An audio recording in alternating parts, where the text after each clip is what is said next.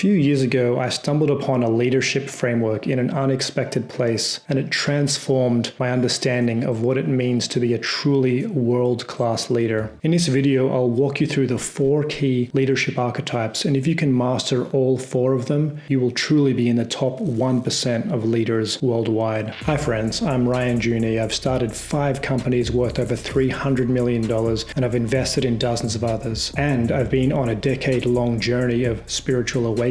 This channel is about Quintessence, where we go deep on the topics of business, spirituality, and seeking the truth. I share real, pragmatic, hard-won techniques and advice. If this sounds interesting to you, consider clicking on the subscribe button. I'd love to have you along for the journey. In my early days as an entrepreneur, I really struggled with leadership. I wanted to be a great leader, I just didn't know how. I had people whose livelihoods depended on me, and honestly, there's nothing I love more than helping people grow into the best versions of themselves. But I'd never been taught how to be a great leader, and I didn't really have any world-class leaders directly in my life that I could learn from. I decided this is something I have to master if I'm going to succeed in my mission in life, so I went deep. I read books, read articles, I took classes. I learned a lot, tactics and techniques, and don't get me wrong, this was all really valuable, but one of the best lessons that I learned came from a very unexpected place. Burning Man. Yep, that crazy art festival that happens once a year out in the desert. I'm a huge fan, by the way. It was one of those days in Black Rock City, the intense sun beating down, dust in the air, wearing goggles and a mask. I'm wandering around the back of the city and I come across this camp and I hear there's a talk going on inside. I wander up and I peek my head in just to see what was going on, and there's a woman on stage talking about leadership, and I think, interesting. Burning Man is all about serendipity, and there's a saying that the plier provides, it'll give you what you need. Maybe this was a case of the plier providing. I've been trying to learn leadership and here I am. So I walked in, sat down and listened along. And what I learned, I think, explained to me very clearly for the first time the full spectrum of how to be a great leader. So let me introduce you to the 4 quadrants of leadership. Imagine a 2x2 matrix. On one axis, you have masculine and feminine, and on the other axis, you have active and passive. So that gives us 4 possible types of leadership: active masculine, active feminine, passive masculine, and passive feminine. These 4 leadership archetypes, all very different and all very powerful in their own way, changed my understanding of what it means to be a great leader. So let's go through each of them. We'll start with active masculine. Active masculine you can think of as military hierarchy. Think of goals, tasks, duties, orders, direction. It's easy to think of leaders like this, from kings to military generals to great CEOs, because this has been the dominant form of leadership in our society for hundreds, if not thousands of years, which by the way is a problem that we need to correct. An active masculine leader tells his or her team what to do with clarity and direction. They trust his or her guidance, and they believe that if they do as directed, they will be safe and successful. By the way, a note on the terms masculine and feminine. I'm going to be using them in this video, and I want to make clear that these are not gender terms. We all have masculine and feminine energy or essence inside of us. Think of it as like yin yang or alpha omega. It is true that men often have stronger masculine energy and that women often have stronger feminine energy, but it's not always the case, and we all truly do have both essences inside of us. Active feminine leadership. This is intuition. This is interpersonal skills. This is feeling the energy of the room, feeling the emotions of the people that you're engaging with, and using that wisdom to guide your decision of what to do or say next. Think of the character Wendy Rhodes from the great TV show Billions. She works with some of the smartest and highest performing hedge fund traders on Wall Street, and yet they all look up to her for guidance on how to deal with their inner worlds, their inner conflict, their inner challenges, their challenges with each other. She just has a gift at seeing what's going on and fixing it. An active feminine leader would be in a meeting, listening to a discussion about an important strategy, but would have a sense that there's something unsaid, something going on between a couple of people in the room that needs to be cleared in order to have an open, authentic, and clean discussion. So she would halt the meeting and say, hey guys, what's going on between the two of you? Let's get it out in the open and let's solve it before we can move on. Sorry, I'm just looking at my notes here. By the way, this phone,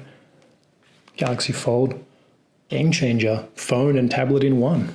This is active feminine leadership, and it's really important if you want to make good, clean decisions that aren't distorted by subconscious thoughts and feelings. Passive masculine leadership. Think of this as holding space or creating structure so that others can shine. This is leadership from behind the scenes, creating the environment and then stepping back to allow your team to bring their fullest gifts to shine. By establishing the container of structure and safety for your team, they don't have to worry about making mistakes or making a fool of themselves. They can just relax and play full out, bringing their gifts, which is better for everyone on the team. You can think of a character like Gandalf in Lord of the Rings, always operating behind the scenes so that the heroes can achieve their goal, or maybe a great coach working behind the scenes so that the athletes can shine on the field. And lastly, we have passive feminine leadership. This is seduction or charisma. Think of this as being so magnetic that people want to follow you. They want to do what you say. They want to please you. You can think of a great feminine leader like Cleopatra with her subjects falling over themselves to please her, or a very charismatic leader like Martin Luther King, who could speak vulnerably and passionately, inspiring a crowd, inspiring a movement. So now that you've learned these 4 archetypes, pause and take a self-assessment. Which one feels most comfortable and natural and easy to you? And which one feels a little uncomfortable and maybe scary to step into? For me, I'm most comfortable in the passive masculine leadership role. I love creating environments for other people to shine. I love operating behind the scenes, creating that structure, creating that safety for others to bring their deepest gifts. That's followed pretty closely by active feminine. I'm very good at reading the room, reading people, empathizing with people, understanding what's not being said and what should be said. What feels very uncomfortable for me is the passive feminine form of leadership. Being charismatic or seductive, being on camera right now is pretty uncomfortable for me, to be honest, because I haven't had that much practice. It's definitely not my comfort zone, but with practice, I'm getting better and better. Active masculine leadership is also a little uncomfortable for me, even though I am good at directing people and making decisions. I feel a little uncomfortable being in the spotlight, having everyone looking towards me. It's probably something that was formed in early childhood, and I'm on a constant quest to understand and repattern those things that are going on in my subconscious. So here's the key. If you want to be a top 1% leader, you have to master all 4 leadership types. You need to be able to seamlessly transition into whichever archetype the moment calls for, which is going to be different in every situation. Having learned this, I feel like a blindfold has been removed from my eyes. I now see every leadership situation with clarity and an understanding that I just did not have before. My teams look at me differently. They trust me more. They listen to me more. They say things like, Junie's always right. Still makes me feel uncomfortable. Hello, imposter syndrome. But it has made a huge difference. I won't say that I do a perfect job every time. I'm still human, still make mistakes, but I have a North Star. I know what I'm aiming for, and I know the direction that I need to go in order to improve. And when I do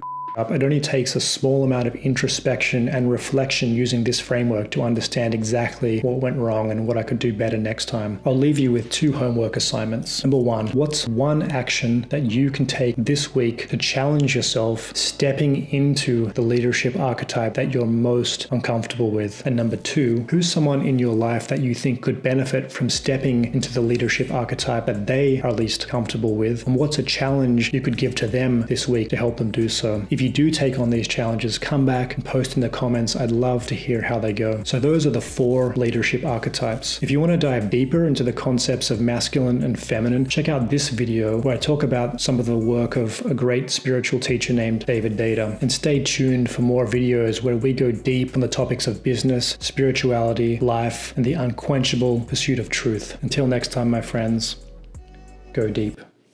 Man, talking to a camera still feels weird. Just got to remember there's a person on the other side of this thing.